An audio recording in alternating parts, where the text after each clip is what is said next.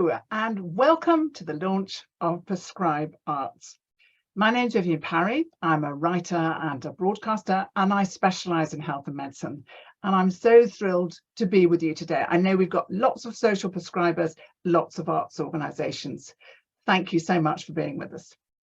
Now, I've always been a huge fan of the arts in health, but if I'm writing about a particular health problem, I admit it's a bit of a struggle sometimes to find out if there even is an arts organisation that might help, let alone whether it's evidence-based.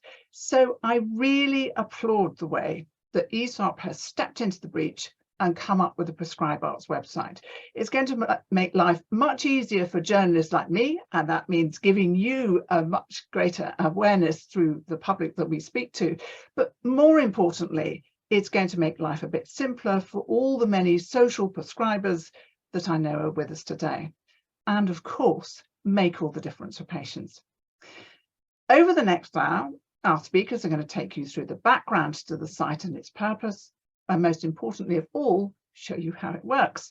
We anticipate that you might have lots of questions, so there's plenty of time to answer them at the end. Do put them in the chat as we go along. I know how busy you all are, so I promise absolutely that we will finish promptly. But if we do have some questions still unanswered, we can stay on for a few minutes for those that need it. There's a BSL interpreter here for the duration of the session, and if you want to pin their video, then please feel free to do so. We've also got a live captioner, providing captions both in Zoom and via the separate link which you'll find in the chat.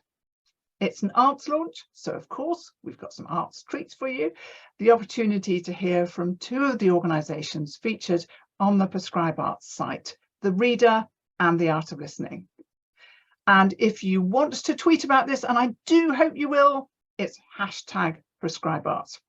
Okay, everyone sitting comfortably?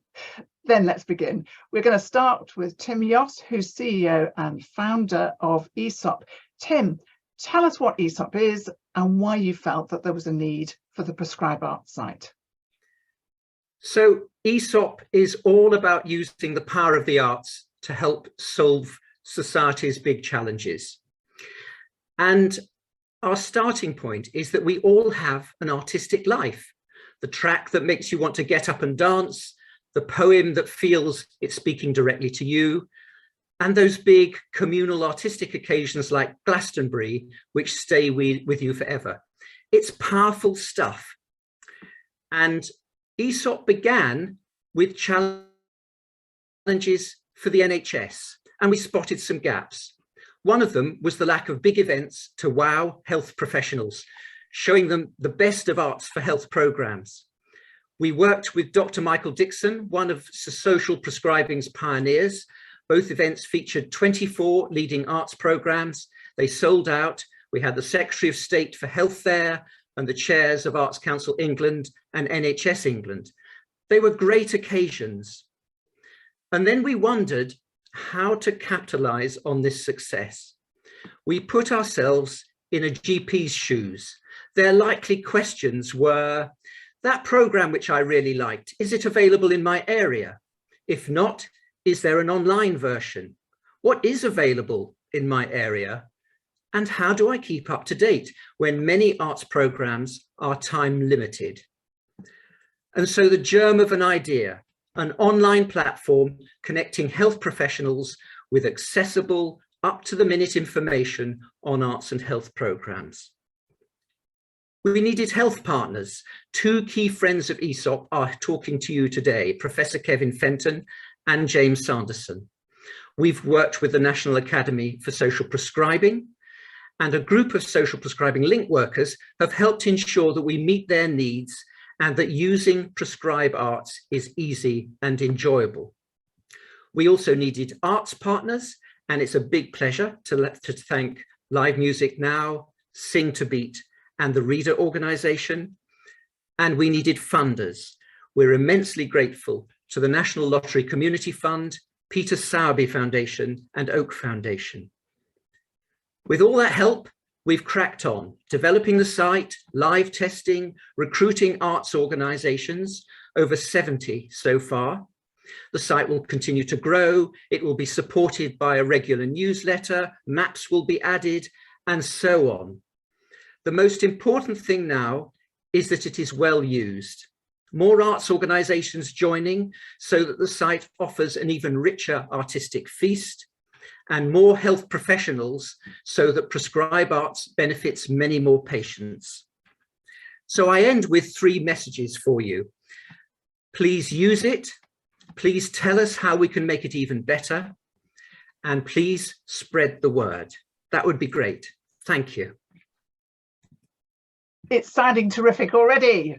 So let me introduce you to somebody, as previously mentioned, someone who's got a deep knowledge of the health system and its mysterious ways, as well as being Chair of Trustees for Aesop, Professor Kevin Fenton, who's Regional Director, the Office for Health Improvement and Disparities in London, also Regional Director of Public Health for NHS London, and he's got yet another role as Statutory Health Advisor to the Mayor of London, GLA, and London Assembly. So you've got an extraordinarily busy artistic life, life in health, but do you have an artistic life too, Kevin?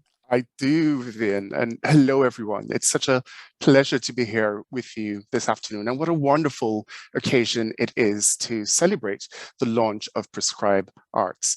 Now, I too have a very active arts life. My passion is music and dance, both watching dance, participating in dance, and occasionally spinning a few tunes as well. And part of that is the joy that it brings me. Part of it is the connection with others, friends, family members, those who I love. But part of it is the grounding and the emotional connection that it provides me, because it enriches my soul. And this is exactly why Aesop and the work that we're doing on connecting arts and health are so critical. Now, from a public health perspective, the evidence is absolutely clear. The arts are uniquely suited to help us to understand and communicate concepts and emotions by drawing on our senses and our capacity for empathy. And when we look back at how the fields of arts and health have evolved, we've begun to see the intrinsic health benefits of artistic and leisure activities.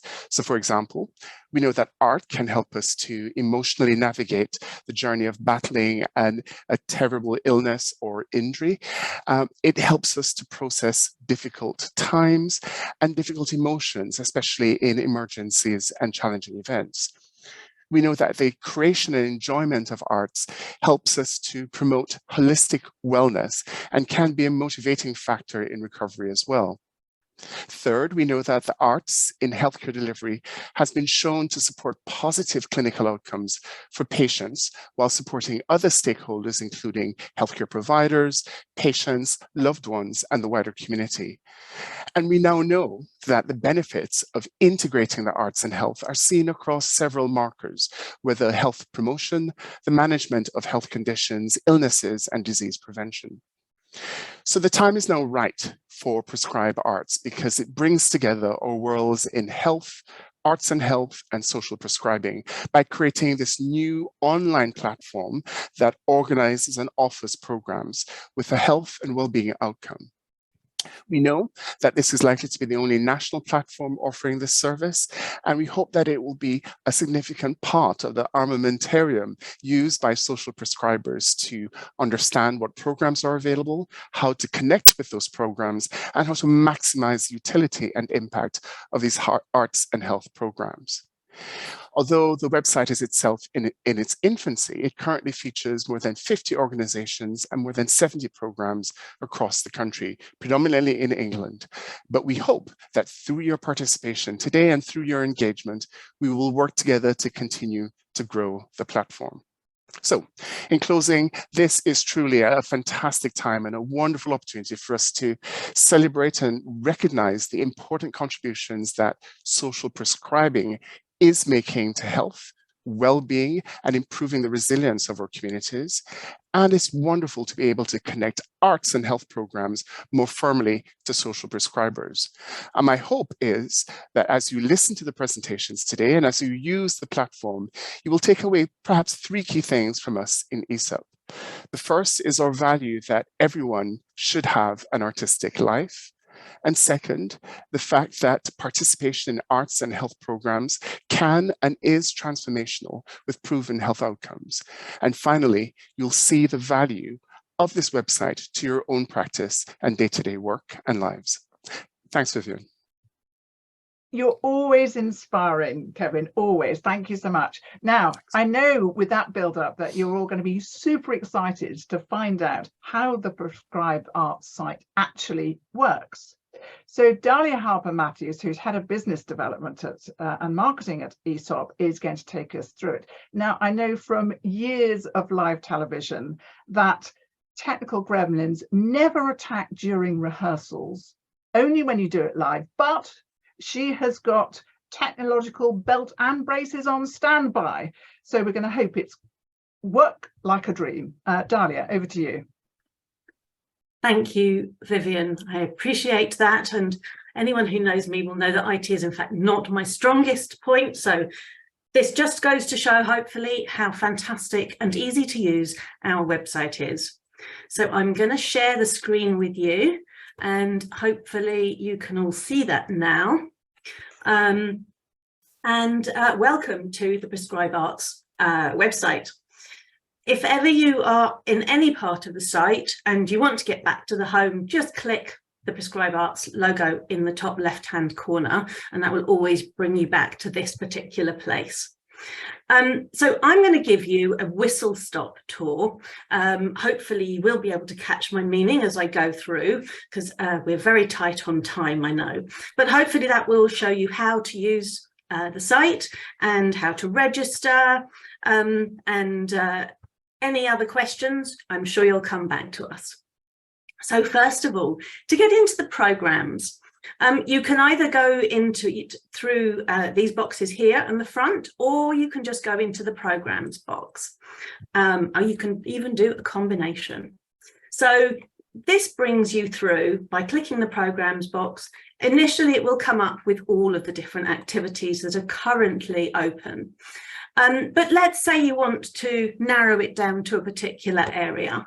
You can either use this box here for location, where you can put a town, for example, in, or you could use a more general regional selection on this side. As things develop, those regional areas will become smaller, but for the moment, they're fairly large regional areas. One thing I would say is you can't use both the regional and the town. So if you want to use the regional ones, make sure your town location is clear. But for the purposes of today, let's put in Manchester. You'll see that there's a drop-down menu. So click on the right place from that and then search.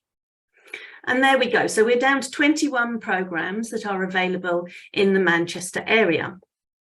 Now, there are lots of other ways that we can then filter that. If we wanted to, we could either put in a specific condition here, so stroke or anxiety, something like that, whatever it was appropriate. We could put in more general filters, or we can just leave it completely blank and see what happens.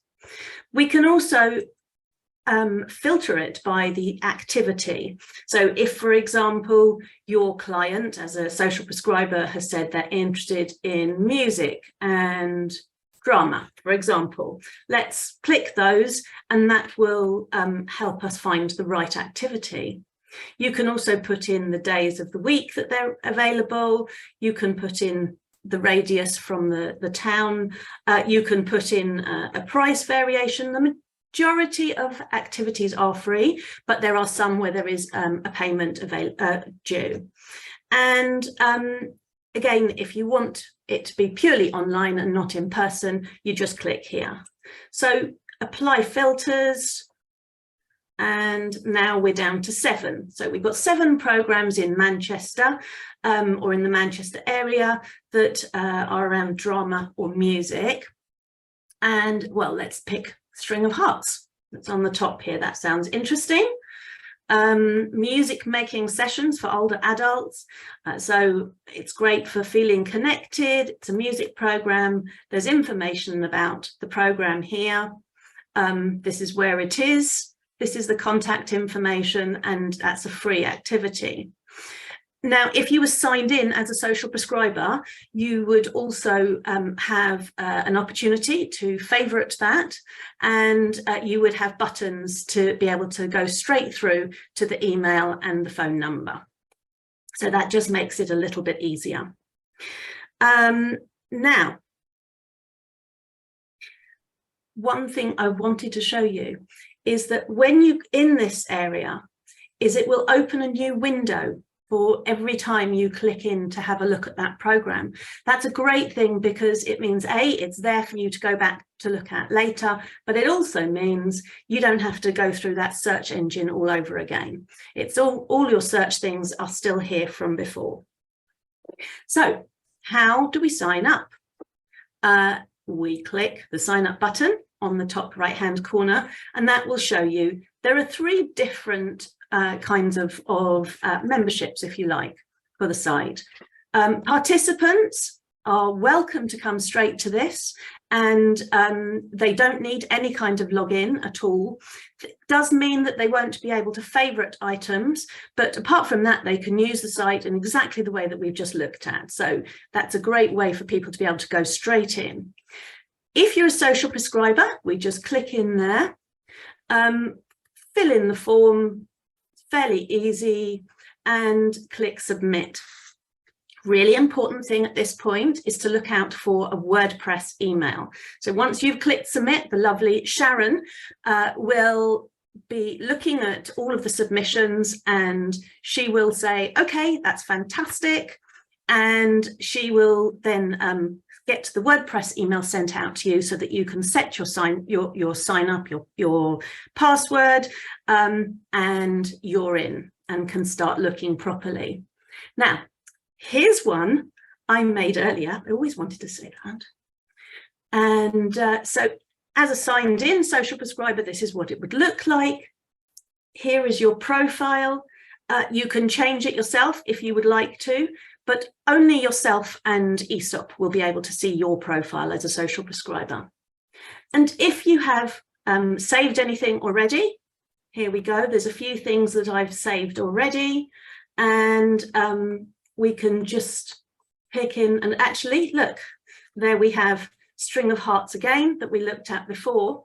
And you'll see that here we have these buttons to be able to go straight through to them. And if I wanted to, I could unfavourite that listing, which of course I wouldn't want to. So it's a really easy system to use for that. So I'll log out and just quickly show you as an arts organisation how you would go in. So for an arts organisation, it's very similar.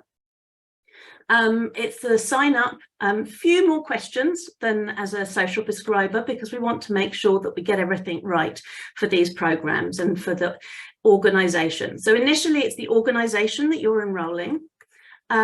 We do ask for you to confirm that you have these policies in place to make sure that the participants are all safe.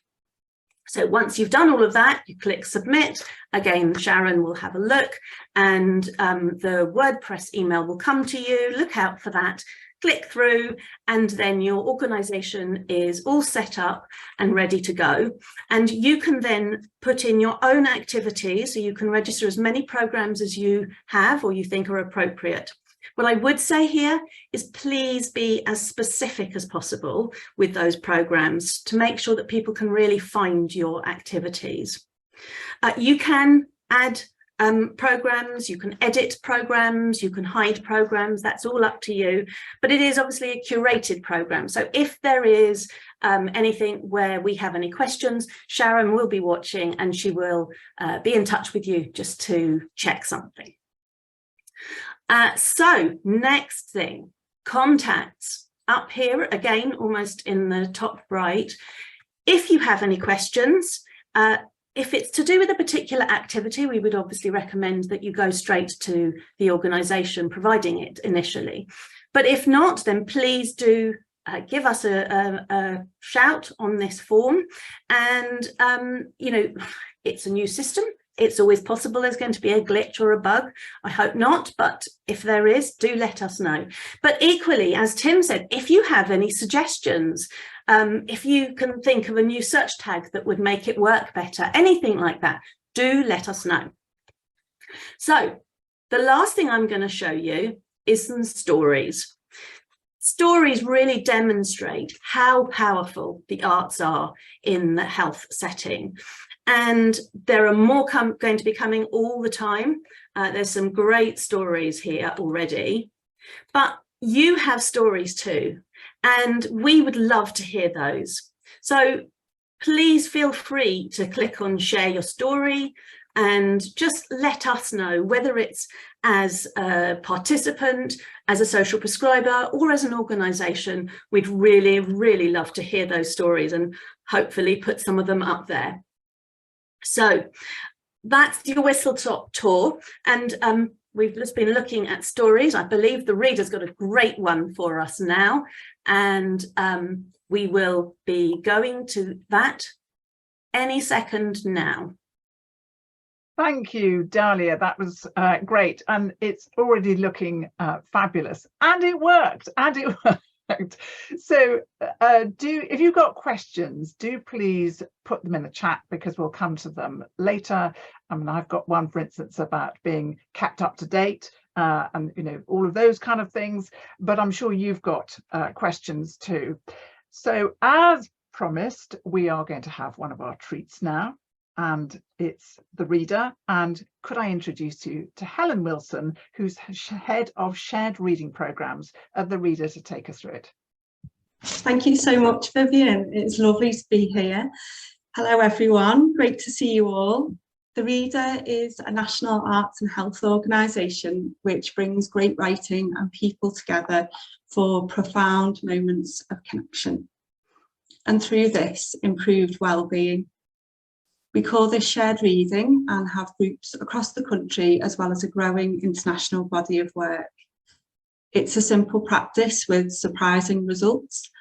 95% of members tell us this activity makes them feel better. 95% look forward to the group as an important event in their week. And 81% report having connected with other people in a deeper way. We have over 10 years of research exploring this work in more detail, and pre-COVID there were 700 weekly activities run by 1,200 brilliant volunteers.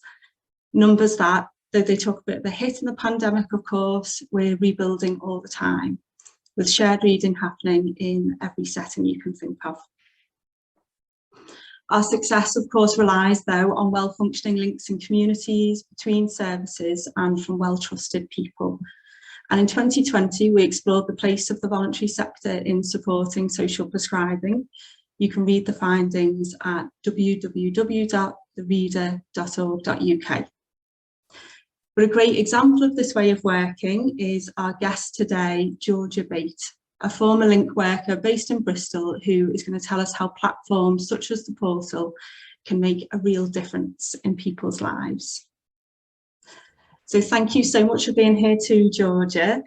First, I was wondering if you could tell us a bit about the impact of a platform such as Prescribe-arts.org, what impact it can have for those busy social prescribing teams. Yeah, hiya. Thanks for having me. So yeah, as Helen said, until very recently, I was a social prescriber, and I work for an organisation called Bricks. We run St Anne's House, which is a creative and community hub where we host the Reader.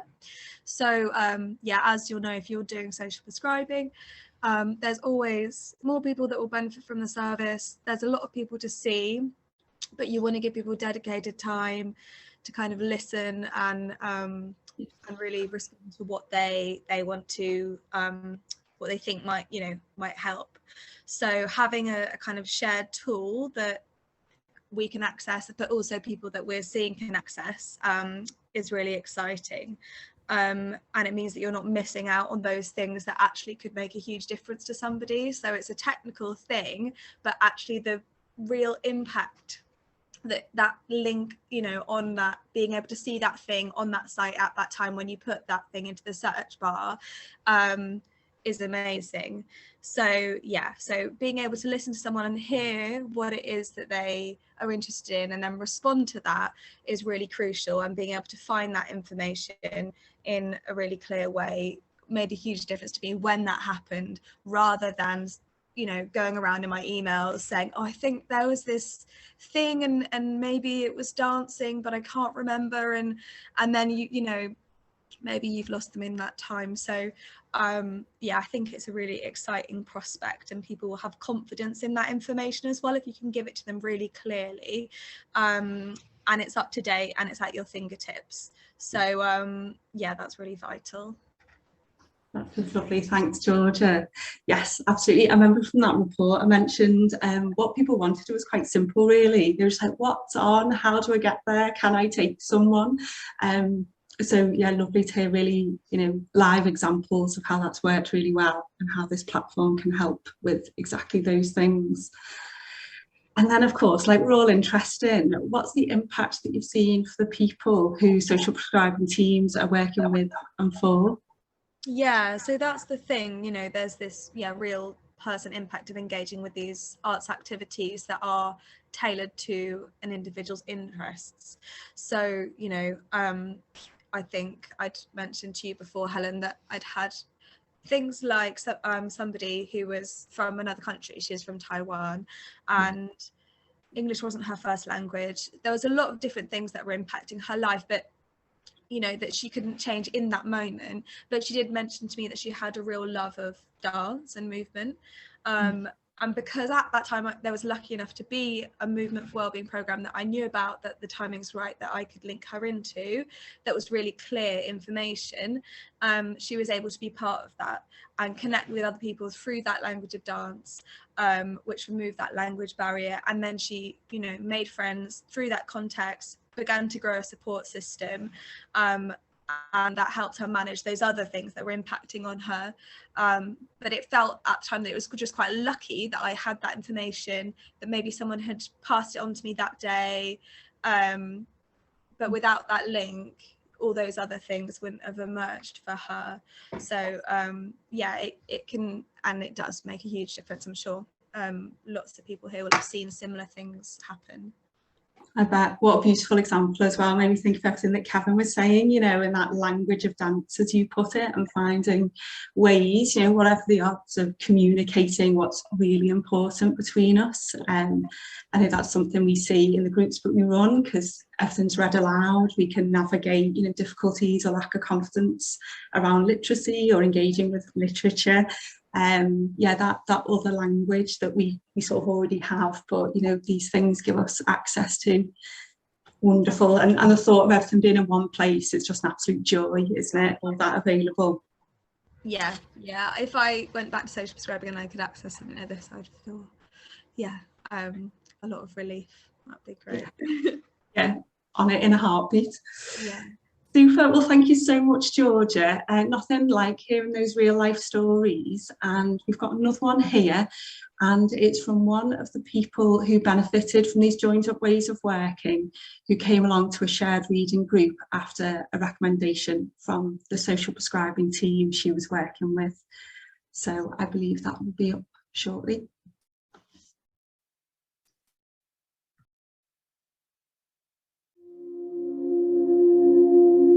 It was a doctor that suggested to go to this shared reading because I went a bit stir crazy, being vulnerable, and I wasn't allowed out during COVID. My doctor got me involved with this thing and got me in touch with a link worker called Rachel that gave me the idea. I wasn't very keen to start with because I went into books, but it's done me the world of good, and I would recommend it to anybody. Well, when I started the group first, I was a bit unconfident, if that's the word. But my confidence grown week after week because of the help I get from all of them. because I'm not a very confident person, because I can't get out of the house by myself. I need help, and I need people to take me to places, so I can't go anywhere else. And it's brought my confidence out, changed me, changed my personality to somebody that was angry all the time to somebody who's quite placid sometimes. We says how people are in that and what people been doing and things, and certain people makes me laugh and makes my day and makes me more confident to do some reading, and they all help me in their little ways. The moment when, after many years of hard work and a long voyage, you stand in the centre of your room, house, half acre, square mile, island, country, knowing at last how you get there, proclaiming, we never belonged to you, you never found us, it was always the other way around. Still reminds me of Tinmouth, I don't know why. Don't know why, but it does. I said, sometimes it makes me feel good when I read something that's interesting and they help me.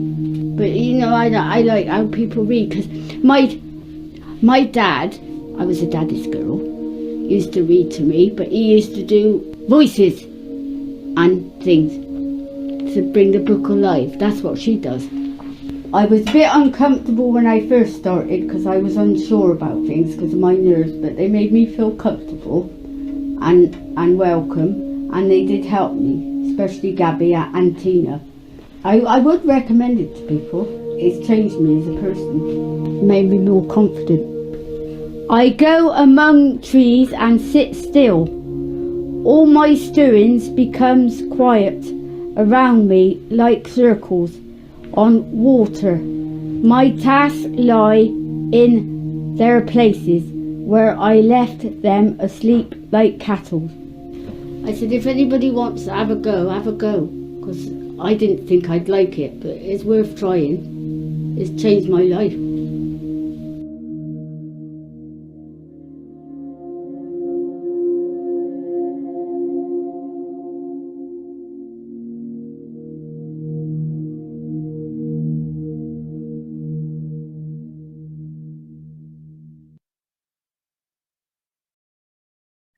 Well, I so love what the reader does, and thank you very much, Helen and Georgia, and can we thank Gabby and Tina too, because what they did there in restoring those memories of Tinmouth, how lovely, and what a joy that person has got from that particular interaction with the arts. So I promised you 2 treats, so we're now going on to our second one. It's something really quite different, and it's an activity chosen not only to demonstrate the power of the arts to deliver health outcomes, but also to give all of you a moment to yourselves. So can I introduce Will Crawford, who's founder and creative director of Quiet Note and associate artist with Intercultural Roots. Will, over to you. Thank you so much, Vivienne. It's absolutely wonderful to be here. I'm just watching all the comments coming through of everyone enjoying that story so much, the comments of heartwarming, and it just demonstrates so powerfully everything of what we're here for. This connection between the arts and healthcare and just our general well-being. They are not separate. They are so intertwined. They are so built together, and I think what we're doing here, it's fantastic to have this community of artists, healthcare professionals coming together, and hopefully one day it will just be regarded completely as one. So as Vivienne said, my name is Will Crawford. I'm the founder of Quiet Note, which is a company helping people to better understand the practices of mindfulness all through music. My background is I trained as a classical guitarist and musician at the Royal Birmingham Conservatoire, and in my 4th year, being a performance-based degree, when we were geared up 4 years of training to do a big performance and a huge final project based around live music, I found myself in the midst of COVID-19, in which the entire live music and live arts industry almost ground to a halt overnight. And so it was at this point where I thought, how am I to use this to my advantage. And how am I to try and find the silver lining when my whole career was just completely sort of, the rug was pulled? And I realized that one thing COVID-19 did was really highlight and exaggerate the problems people have with their well-being and the difficulties people are struggling with mental health. COVID-19 wasn't the root cause of mental health problems. It just highlighted and put a bit of a spotlight on it. It gave us a moment to really appreciate, actually, there's a lot of people struggling with their mental health. And something which had always helped keep my mental health afloat was music, and it was a personal mindfulness practice. And I'd always seen this relationship between the two of them. And I thought, well, perhaps there's a way to help people unlock these well-being benefits of mindfulness, but through music, introducing more people into this world, because we all have a connection to music. We all have some history with music. However, when it comes to mindfulness and well-being, sometimes people can be slightly standoffish. There are some weird connotations around it, but is there a better way to bring people into this? So I've been building Keynote over the last couple of years, and today I would love to share with you a really quick, effective practice, which I'm hoping is just going to give us a small break amongst our busy lives. One way in which Keynote has helped get involved with Prescribe-arts and join this community is through the wonderful help of the organisation Intercultural Roots. And Intercultural Roots has been a fantastic aid to me and to a huge community. Intercultural Roots are another organisation based around arts for health and social care. They work with practitioners all across the UK. They work with practitioners all across the world, delivering courses, workshops, sessions, a whole range of activities based around exactly what we're talking about here, the importance of arts for social care and for healthcare. So I would like to lead a very short musical meditation for us all. I'm going to invite us all to find ourselves in a comfortable seated position, and if possible, with both feet flat on the floor. Everything we're going to do, everything that I'm going to invite is simply that. It's an invitation, nothing more. So please feel how the instructions work with you. If you at any point you feel any discomfort, just take a step away. It's about listening to ourselves. Mindfulness just helps us bring about a deeper understanding of ourselves. One of the biggest misconceptions as well with meditation and with mindfulness is people often think that our mind has to be still and our thoughts have to stop like a glass lake. This is actually can cause a lot of frustration for people because we sit down to do a meditation and we're like, right, I'm going to be really relaxed. I'm going to be super zen. And you try and stop. And all of a sudden, your mind is thinking about everything but trying to stop and be relaxed. We're thinking about our to-do lists, our jobs, what time we've got to pick the kids up from school, all of these things. And then we think, well, I'm supposed to be relaxed. This was supposed to be my time, and I'm thinking about all of this. But the misconception is that we're supposed to stop thinking. In fact, mindfulness just helps us to give us a moment to gain more control over our thoughts. And music is a wonderful way to explore this. So I'm going to invite three things when we start this musical meditation. If you find that your mind starts to think about other things, what time this session's finishing, what time what job I've got to do later, just become aware of the fact that you've moved yourself away from the meditation. Secondly, don't feel bad about it. We live in a society where we're constantly thinking, we're constantly multitasking. So trying to focus on one thing, that can be quite difficult. So don't feel bad about it. But thirdly, and most importantly, bring yourself back to our focus. That's the important part. Bring yourself back to the meditation.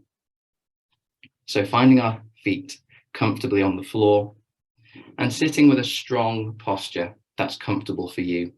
I'm just going to give everyone a minute to find that. Even though we're in a busy day, we're not in a rush. We're just here, just taking that moment. And straight away, I want you to feel your feet on the floor. Give your toes a wiggle. Ask yourself if you can feel that connection to the floor through your socks, through your shoes. And if you find it comfortable to do so, just allow the eyes to close or move your eyes away from the screen. We have too many screens nowadays, so let's give ourselves a moment away from these screens. And then moving our focus to our seated base, our connection to the chair. How does your chair feel? Whereabouts on your body can you feel that connection to the chair? Perhaps under your legs, through your sitting bones, your lower back. How does the chair feel?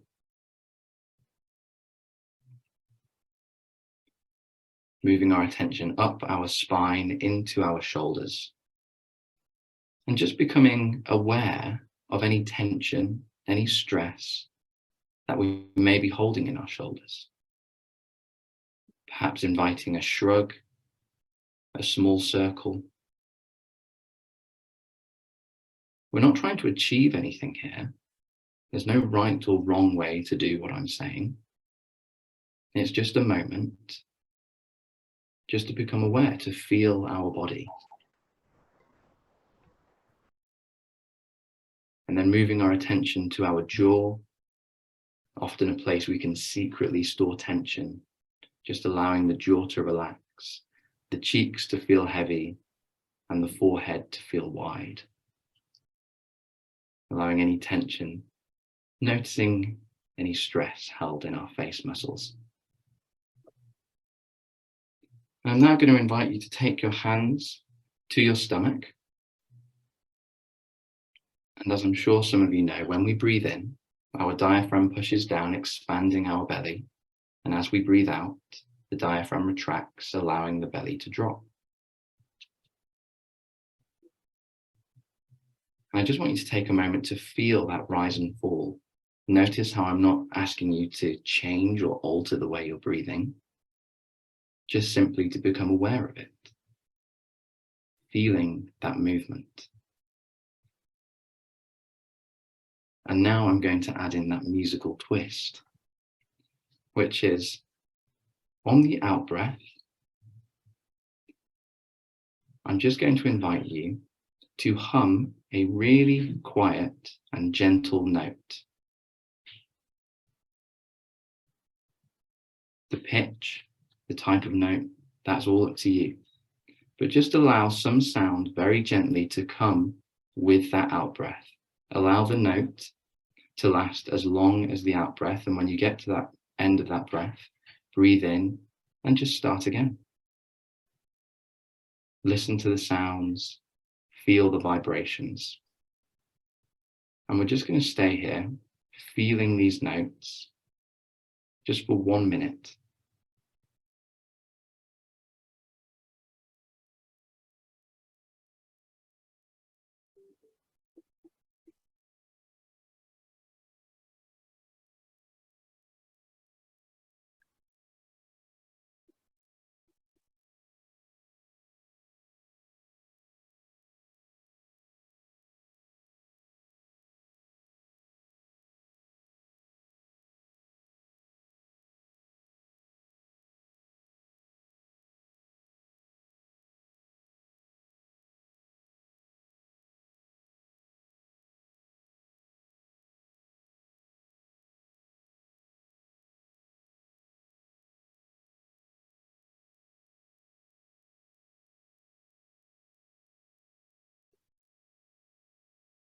And then just coming to the end of your note,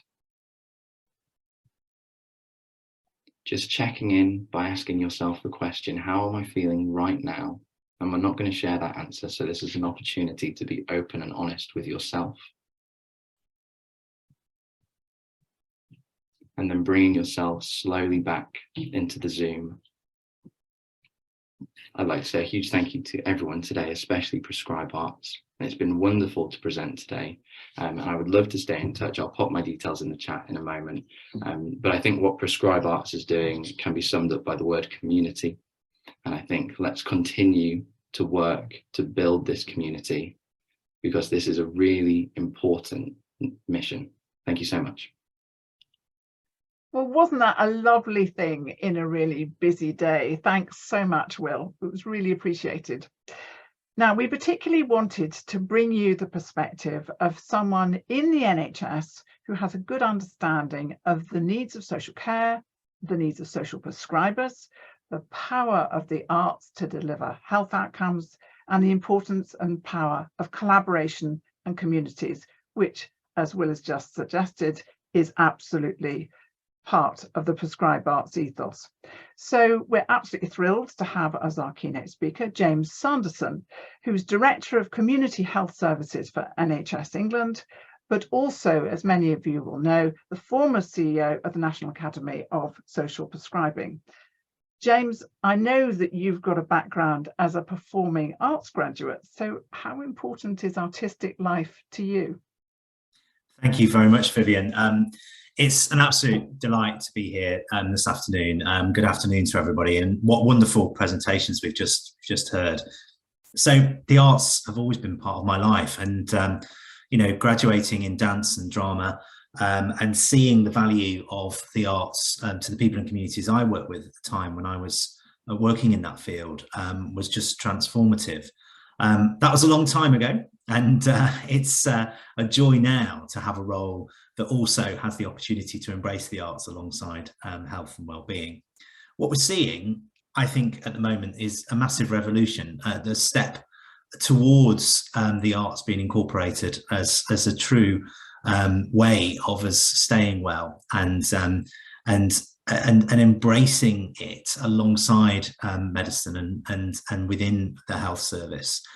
We've seen that shift begin to happen with the onset of the NHS long-term plan, where we made social prescribing a feature of the general practice contract. So now every general practice across the country has to offer social prescribing as part of its service. And we now have around 3,000 link workers who are positioned in positioned to offer social prescribing in general practice right across the country. Now, this is a major step forward. We're the first health economy in the world to invest in social prescribing as part of its system. You know, most health economies are heavily invested in biomedicine. Biomedicine still has a massive role to play, of course. We still want the drugs, but actually we've recognized that there are limitations in medicine. And there are also limitations in the way in which current health structures can support people to live healthy lives. We're living, thankfully, 10 to 15 years longer than we were when the NHS was created in 1948. But actually, for a lot of people, as we know, those 10 to 15 years can be 10 to 15 years of ill health. And we also recognise that many of the issues that people are facing in society aren't medical issues. 1 in 5 GP appointments are for non-medical needs. And this is where the arts comes in. You know, we all have a connection to the arts. We know that societal connections are good for our health. And we know that engagement in meaningful activity is good for us. And we know from the amazing research that's been done in various fields that the arts can have a profound impact on us as human beings. Now, whether or not that's singing for the brain groups for people with dementia, whether that's using dance to strengthen people's core muscles and enable them to fall over less frequently, whether or not that's just bringing people together as part of community arts activity to alleviate loneliness and social isolation, which we know is significantly dangerous for our health, equivalent to smoking 20 cigarettes a day. So the arts can play an amazing role. And I really want to congratulate everybody involved in the creation of Prescribe-arts. When I've worked over the past sort of 7 years raising the noise levels for social prescribing, many people have said, but this is great, but you know, how do we know what's out there? How do we know what's available? How can we connect people easily into the groups that are thriving across the country? And I've also had from a lot of providers of arts-based support that actually they've got a fantastic offer to make to the system, but getting their message out there, being recognised, being heard is incredibly difficult. So I do really congratulate Aesop and Prescribe-arts and others for taking this forward and creating this opportunity for people to connect. I think the future of social prescribing is recognising that people will connect in 3 ways. So whether that's arts-based activities, cultural-based activities, or whether that's in sport and exercise or the natural environment or learning and knowledge development and enhancement, people can connect to those things in 3 sort of separate areas. The first is by experience. You know, experiencing the arts is really good for our health, whether that's going and watching a concert, whether that's, you know, listening to a piece of music, using a mindfulness exercise as Will's just taken us through. You know, experiencing something is really, really important. Participation is the next sort of level. You know, getting involved in a choir, joining an orchestra, being involved in a group, participating in actively using the arts to improve our health is a next level for us. And finally, increasingly, we're recognising the ability of the arts as an intervention, supporting somebody with a particular medical need, whether or not that's as I mentioned, people in care homes dancing, whether or not that's supporting people to improve their breathing through singing. You know, using the arts as an intervention to help people is really, really important. And I think, you know, embracing those three levels, getting that message out there, using this facility to link people is going to be really transformative in terms of how we move forward with this continued revolution of ensuring that the arts have a true recognised place in health. Thank you very much. And James, thank you for all the championing that you've done through the years, because you really have been a big noise in trying to raise the profile of arts and health. So we are going now to take some questions. There's a load come in, so I'm going to do a bit of rapid fire here.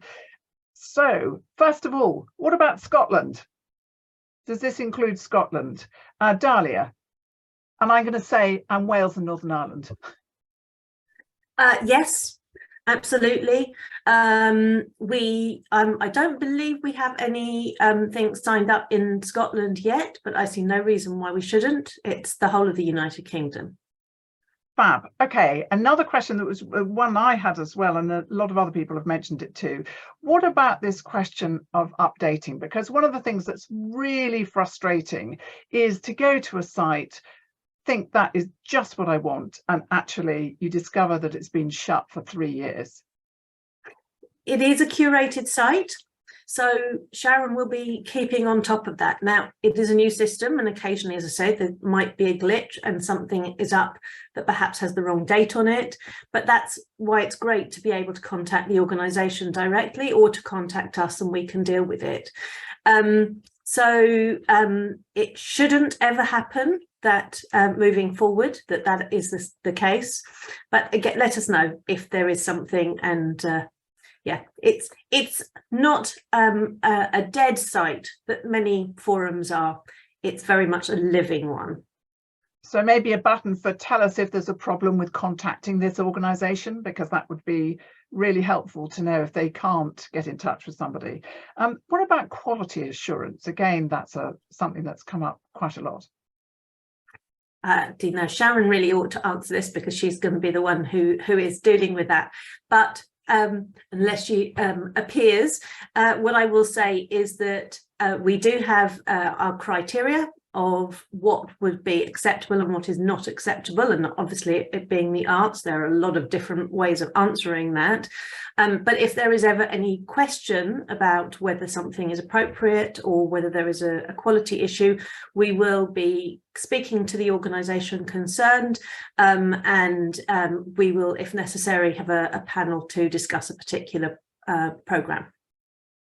Another question, can you sign up? I don't know who wants to answer this one. Can you sign up as an arts and health practitioner, i.e. a freelance? Do you have to be part of an organisation?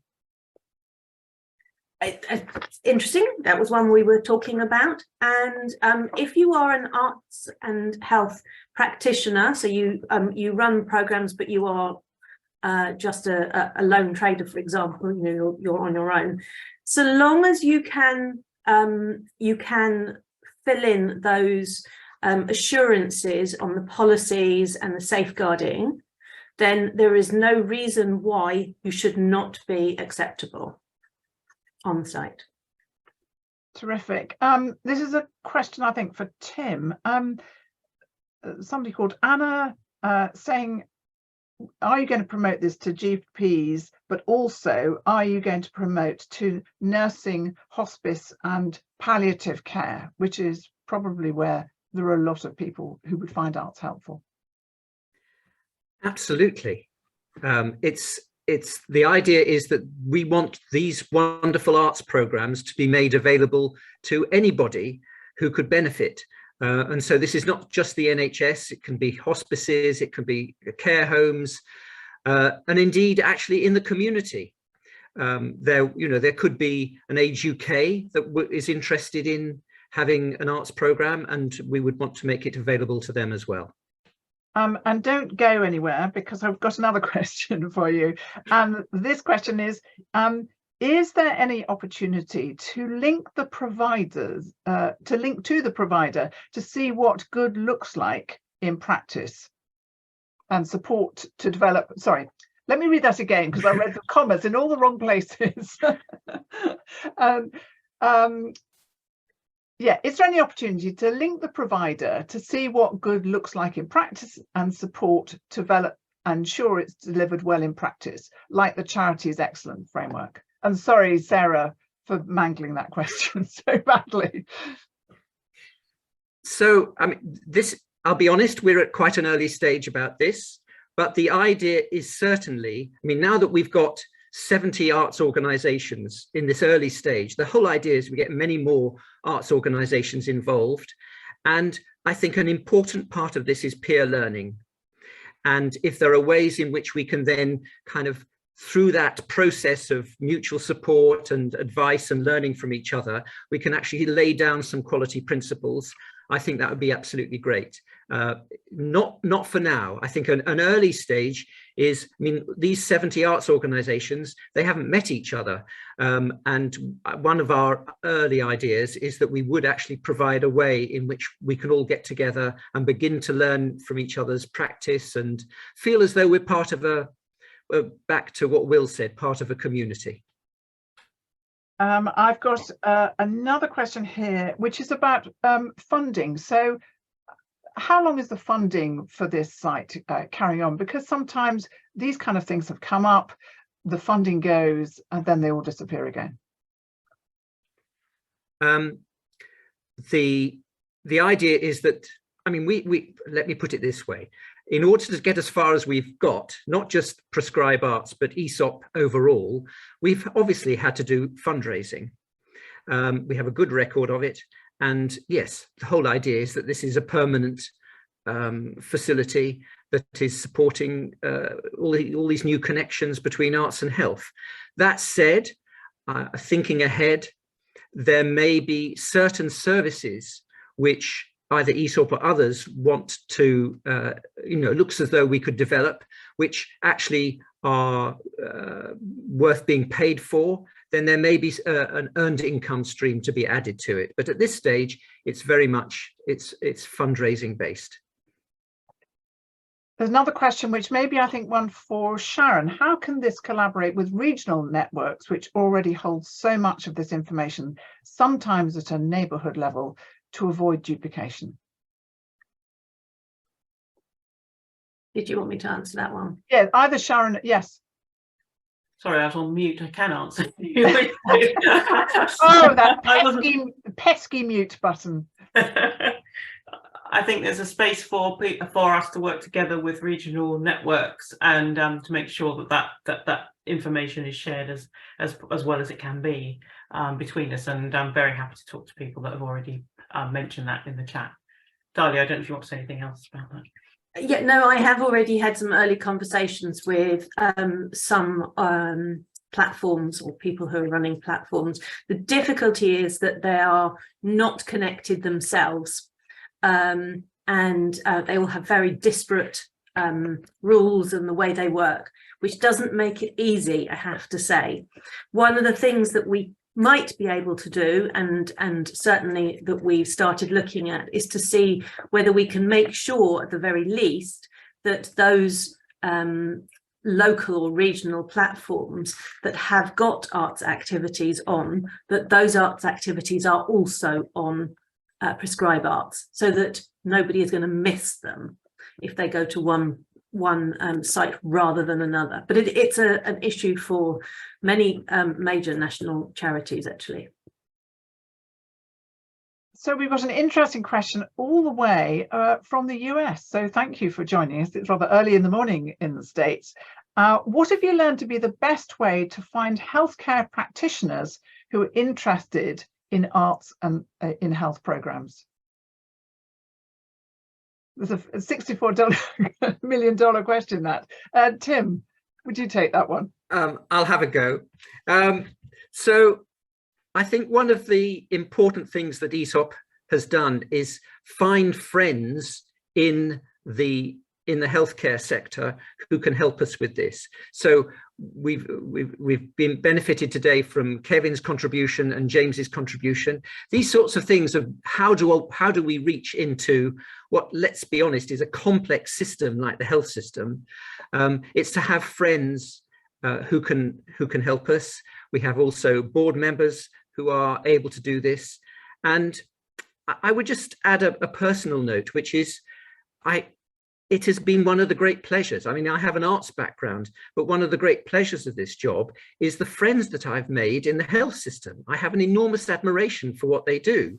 And so in that spirit, we've accumulated, I'm glad to say, quite a network of friends. And so it's that personal approach, I think, and also, let's be honest, understanding the structures, because something that we've found very interesting is, on the one hand, we have done a lot of work in Wales.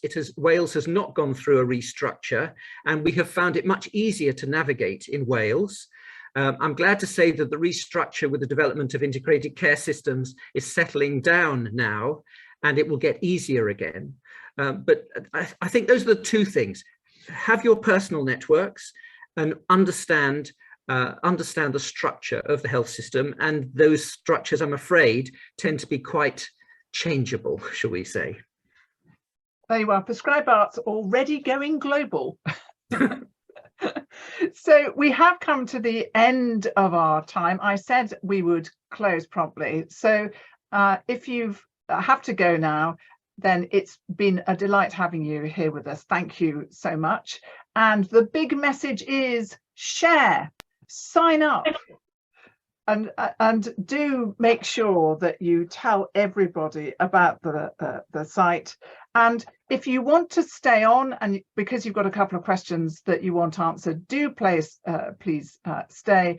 But if you need to go, goodbye, and thank you so much for being with us. We hope you enjoy Prescribe-arts. We hope you sign up to Prescribe-arts, and we hope that it's of huge benefit. Bye for now.